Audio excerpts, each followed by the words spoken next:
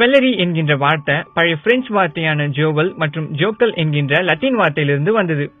75,000 ஆண்டுகளுக்கு முன்னரே விலங்குகளோட எலும்ப ஆபரணமா அணிய துவங்கிட்டாங்க மக்கள்.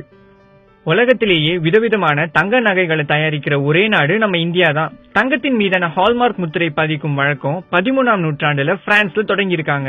24 கேரட் என்பது 99.9% சுத்தமான தங்கம். இந்த சுத்த தங்கத்தை கொண்டு எந்த ஆபரணத்தையும் நம்மளால செய்ய முடியாது. இந்திய அரசின் தரக்கட்டுப்பாட்டு அமைப்பான பியூரோ ஆஃப் இந்தியன் ஸ்டாண்டர்ட், அதாவது BIS என்கின்ற அமைப்பு தான் இந்த ஹால்மார்க் முத்திரையை நமக்கு தராங்க. கைகளால நகை செய்யும் பொழுதுதான் அதிகமான சேதாரம் ஏற்படுது. தங்கத்தோட விலை உலக அளவுல நிர்ணயம் செய்யப்படுது. அதனாலதான் பெரிய சிறிய என அனைத்து கடைகளிலும் ஒரே விலைய விக்கிறாங்க. வட மாநிலங்கள்ல தங்க நகைகளுக்கு தனியா சேதாரம் கணக்கிடப்படுவதில்லை. தங்கத்துக்குன்னு பல சிறப்பான மருத்துவ குணங்களும் இருக்கு. மஞ்சள் நிற தங்கம், வெள்ளை நிற தங்கம், ரோஸ் தங்கம் என தங்கத்துல பல வகைகள் இருக்கு. பிளாட்டினம் மற்றும் வெள்ளி போன்ற வெள்ளை உலோகங்கள் கலப்பதுனால வெள்ளை நிறத்துல கூட நம்மளால தங்கத்தை உருவாக்க முடியும். தங்கத்து கூட செப்பு கலப்பதுனால மென்மையான ரோஸ் நிறத்துல தங்கம் நமக்கு கிடைக்குது.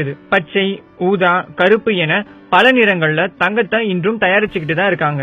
தங்கத்தை ஆபரணமா மாத்தும் போது சுரண்டப்படும் தங்கத்தோட விலை மட்டும் கிட்டத்தட்ட 9 கோடி. தங்கத்துலதான் முதலீடு செய்வேன் அப்படின்னு நினைப்பவர்கள் பேப்பர் கோல்டு வாங்கலாமே.